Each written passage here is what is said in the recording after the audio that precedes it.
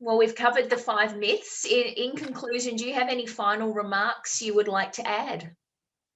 Oh, look, just sort of broadly, I mean, COVID has brought to everyone's attention a range of housing and health-related inequalities across the community. And governments, by and large, have responded quite well.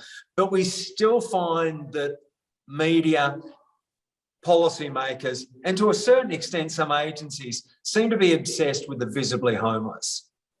And this is coming back to the first issue. They're an important cohort to deal with, don't get me wrong. But when this, particularly, the City of Melbourne, for instance, is very interested in dealing with rough sleepers, that makes sense because they've got a significant population. But from a broader policy perspective, we've got to make sure that we're attending to those other groups. We have seen a remarkable rise in the number of women experiencing homelessness. And it's not always domestic violence related. We know that what the process of the feminisation of poverty has been going on for many, many years, and we're starting to see the price on that. I think, there's questions also about a continued focus on the chronically homeless tends to shift attention away from the sort of the structural factors which are driving it. And that we know 2 things are really important here. When you look internationally, what distinguishes countries in terms of those with high rates of homelessness versus those with quite low rates of homelessness is the nature of their housing market and the shape of their welfare system. So it's a question of equality or inequality.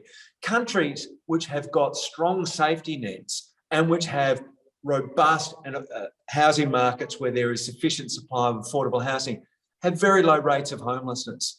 Countries like Australia, which has got a real problem with housing affordability and also a safety net which has been eroded over many years, tend to have higher rates. And America, which has the weakest of all safety nets, has the highest rate of them all. So we've got to get the housing right, but we've also got to make sure our safety net is sufficiently strong so that if people do experience problems, that they're not going to end up in the homeless population where their situation get worse.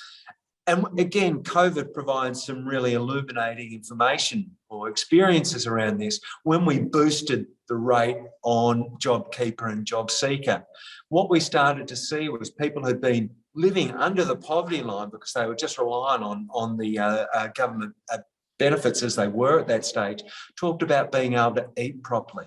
So there's health impacts there. They weren't worried about paying the rent. They weren't worried about how they were going to get by. So issues of anxiety, they could start to look forward and plan.